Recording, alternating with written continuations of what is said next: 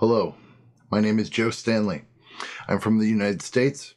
At the current time, I am 33 years old, and today, the date is April 18th, 2023. I'd first like to praise anyone and everyone who has helped me find strength to embrace my true path. I have endured what seems like 1,000 deaths up until this point, and without your love, I may have honestly perished. There have been many threats, as well as attempts on my life that still persist, and this still weighs heavily on my conscience to this day. Over time, my body was slowly poisoned and targeted in an organized manner to make it appear as if I were suffering from illnesses created by natural causes.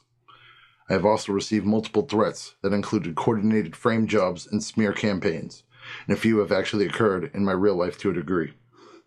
They have also stated they would try to destroy my reputation in every way they could if I were to grow to any acclaim in the real world. Please, if you believe or resonate with any of the words I am about to speak, please do not let them manipulate or distort my message. And please do not let them manipulate or distort who I am and what I stand for.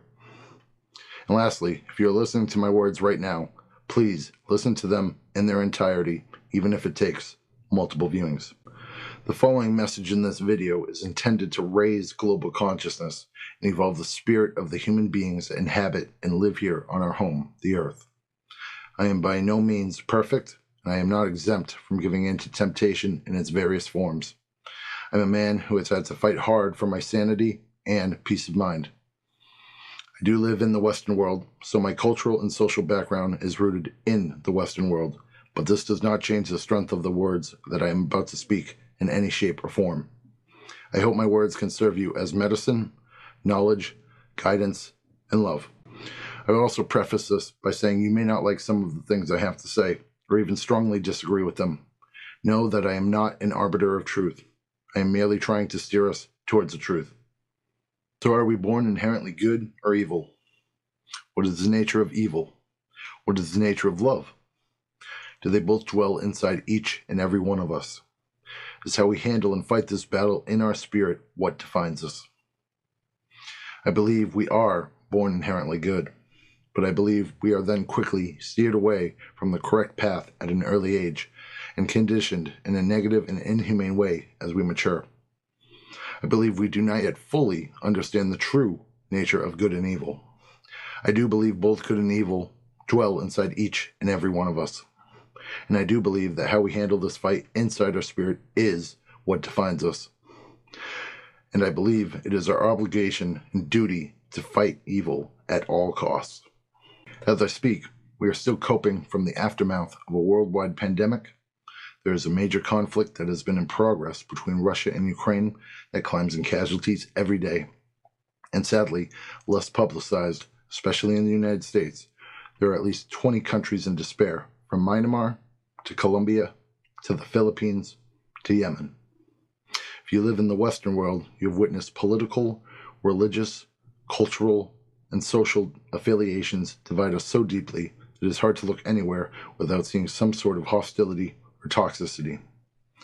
Over the past 15 years, during my lifetime, I have been witness to this hatred, and I have seen its venom grow and grow from all walks of life. Though we are living in a different age with different rules, the hierarchy of our world and the systems which are in place have remained very much the same. This broken, heartless system is one that is designed to achieve a result that includes little room for change and one in which we the people are enslaved to an order and belief system that cannot even justify its own existence. We have repeated these patterns over and over for thousands of years, and now, in the modern day, it is now beginning to catch up with us at an alarming rate. And with the addition of technology, this is only intensified and grown more dangerous. Most horrifying is that we are still unaware of the veil that cloaks some of the purest evil in our existence. I truly wonder what it will take for people to actually rise up, and more importantly, why those who are leading us into a world that thrives on divide and conquer and order out of chaos. I live in a world which proclaims it does not need any saviors or leaders, but at the same time is constantly looking for guidance and solutions, as well as the salvation it deserves. After all this time that human beings have been on this planet, and long after the creation of civilized societies, we still have many problems in this world that should have long been eradicated. Human beings still need food and shelter. Individuals must still work for at least around 65% of their entire lifetime, and in addition, try to live at a standard of life that most cannot obtain or afford. Human and civil rights are still being fought for. Individuals' rights are still being infringed upon, most importantly, freedom of speech. We still practice primitive exercises in killing, in which we are willing to take the life of an unborn child, as well as any criminal we see fit, in the form of capital punishment. Mentally and physically disabled are still not getting the true attention and help they need. Conglomerates and corporations run all the industries that make up our world and have even moved beyond that of monopolies, though there are already laws in place to prevent this. We still have not found a comfortable ideal or common ground for sexual behavior, which has resulted in individuals either demonizing sexual behavior altogether or selling their souls to a hedonistic and shameless lifestyle, or even taking another step further and selling their bodies or the general idea of sex and seduction itself. We are still fighting over our basic differences.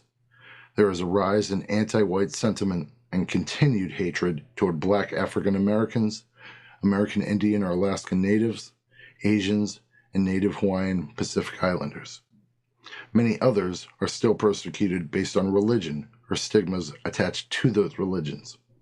And with all this being said, I would like to state I am very aware that there are many places in the world that do not have the safety, freedoms, and humane standards that we have in the United States, and that the struggle and reality these individuals face on a day-to-day basis affect their lives immensely. I do not know how we can best be informed on all world events on a daily basis, but I do know there is a better way than what we are currently doing. Everyone is prone to have a perspective or attitude that may be toxic at times or based on prejudice because no one is perfect. This does not make them toxic but ignorant, and this ignorance is not a bad thing in the least. This means we must simply educate and, more importantly, empathize when necessary and not demonize. Though we all want a better world, we quickly forget that we live here together. We must think critically of both those who we support and those we oppose. We must not look to destroy each other's reputations or financial and personal gains. We need to take all human beings' opinions and criticisms into consideration. We need to create a new kind of discourse where individuals do not debate one another, but collaborate on problems with at least a guide present, keeping the conversation objective and precise. It must be developed cautiously, crafted over time, but this can be a reality. And as we continue down this path and start to create these new ideals with one another, we can use technology such as social media to create solutions in actual real time. With this mindset, we also must confront and radically accept that societal issues are not our biggest concern, though they are vital issues that deeply affect human beings. The energy of political matters is divisive by nature, but the rate at which it infests our mind is indeed problematic to a dangerous degree. I stand firmly in saying our number one enemy and problem is the economic system. Our number one priority is to fight against and change the economic system. Right beside this, we must inspect and address psychological warfare on a large scale, both in the mainstream and individually, and learn how we are individually and collectively manipulated in all aspects.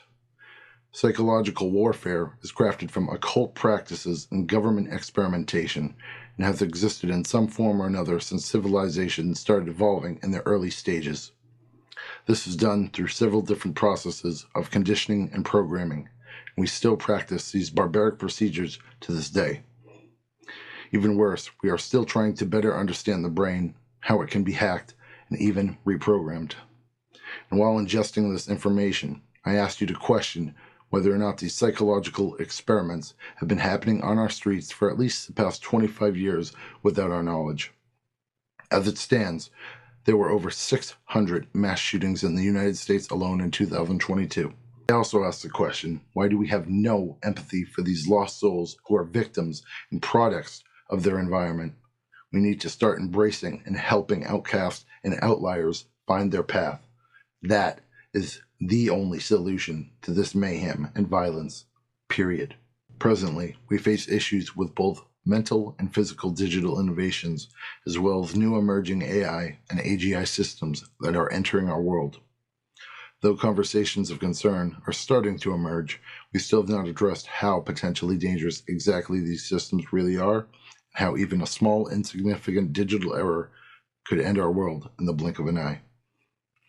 And as these processes advance even more, our window of opportunity is rapidly closing. We must also understand that superior beings with unlimited knowledge and no real human foundation will do us damage in the wrong hands. There are technological endeavors right now in some form of development that deal with synthetic telepathy, brain interfaces, brain simulation software, and of course AI analyzation of all this information. Government surveillance and breaches of privacy are also at an all-time high and look to only get worse if we remain obedient. The surveillance state has kept us safe in times of hardship, but we cannot let them use and abuse us in the name of safety. We must remove the veil so that people know and understand the reality we are living in and how we are being bound into a system that is not in our best interest. Our privacy has been systematically taken away, and we are now at the point where we do not even flinch to give any website, company, or any other entity information that includes, but is not limited to, tracking your location, browsing all material on your phone, recording your conversations, spying on your search history, looking at what activities you do and when you do them, and even predicting what you will do in the future. This is said to be done all in the name of safety and an easier life. But we know that its main function is to control people and generate money. Human beings are unique and special in that we can use our thoughts and emotions in order to ignite those very same thoughts and emotions in the real world. We are the X factor in the equation, and depending on how we play our role, we can change things that before may have seemed impossible. We are creators, and everything we create comes from a higher power. This power is inside you. And just to note, though there is a religious or spiritual connotation to the term higher power, it simply means tapping into your raw, core energy. Intuition, reason, and love are the tools that will awaken this. With these tools, and also the power of will, we can become spiritual warriors. The universe is made of energy, vibration, and frequency. These concepts are very hard to understand, but they all take place in your mind as well as outside in the physical world. When you master these skills, you can cut negativity out of your life. You can avoid unwanted disruption. You can handle stress caused by others easier. You can focus easier. And you can notice the little subtleties that drive each and every one of us. All our beliefs, thoughts, and emotions occur on a spectrum in degrees. We must be able to identify these degrees and the spectrums they occur on so that we may explore both the micro and macrocosms around us more clearly. Whatever you manifest in your mind has the potential to manifest in the real world. This is a fact. You do possess the power to control and command things into existence. This message is not a distress call to leave you hopeless. It is just the opposite. It is enlightenment and illumination. It is a call to action. We are commanded by fear, doubt, shame, and hate. Our enemy is fear, doubt, shame, and hate. But our friend is strength, confidence, humility, and love. And we are also commanded by the strength, confidence, humility, and love. Art, culture, and history are all built on these emotions and are in fact a copy of these exact feelings manifesting into the real world. There are always individuals who will explore love and light while others explore hate and darkness. At the same time, there are always individuals who explore both. And while this is the strongest path to lead to illumination, it is a very dangerous one that can get human beings lost in the darkness and lose their grounding completely. In order to evolve, you must be aware as well as be able to control your consciousness at both ends of your emotional spectrum. And when you have mastered this, only then can you begin to bring only what you choose to into the physical world. At all costs, we must always be able to tame our demons, or we will succumb to failure and cowardice. Do not continue this legacy of failure and cowardice. And if you do allow this to continue, know that you will leave this earth as a coward who failed to honor your responsibility as a human being. I am just an ordinary man, but I made a vow to not be an echo, but an answer, and I intend on keeping it. I want people to know there was at least one real person on this earth who really did love and care for everyone unconditionally.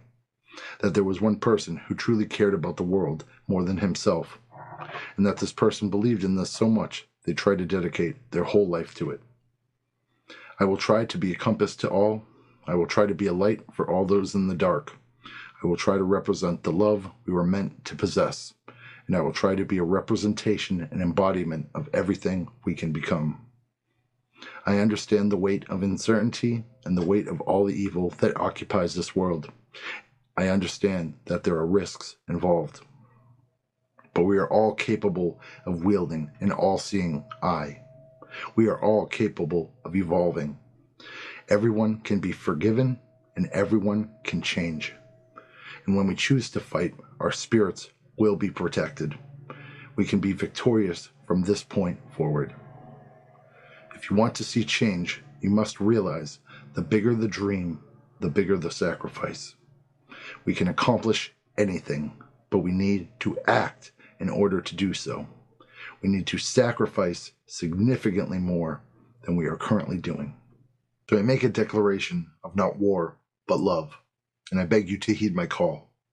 And to those who are not awake or who are simply still lost in the dark, know that the path is yours to choose at any time. And if you look for it, truly look for it, you will find it. May the bullets of opposition fall at your feet. May you ignite a revival of love. May you live every day like it is your judgment day. May you have the wisdom to know what battles are worth fighting. May you awaken and realize change is not happening quick enough. It is time to evolve. It is time to reclaim our ideals and virtues of a society and evolve together. The more this message reaches the masses or gains traction, the more it will spark revelations in those who have been waiting for an answer or sign, or who have been waiting to fight. This must not be a trend. This must not be a trend, but a revolution. A revolution of the spirit and mind manifesting into the physical world. And may you spread it throughout the world. This world can be reborn in divine light. Your head must be clear, your heart must be open, and your aim must be true. I can only offer the purest love that I have unconditionally and guide blindly. The rest is on you. There is a light that never goes out, and it is inside of you. The future of humanity's story is in all of our hands. Today, the dark horse will ride onward toward the light. So I urge you to do the same and join me in releasing your warmth. Love forever. Thank you.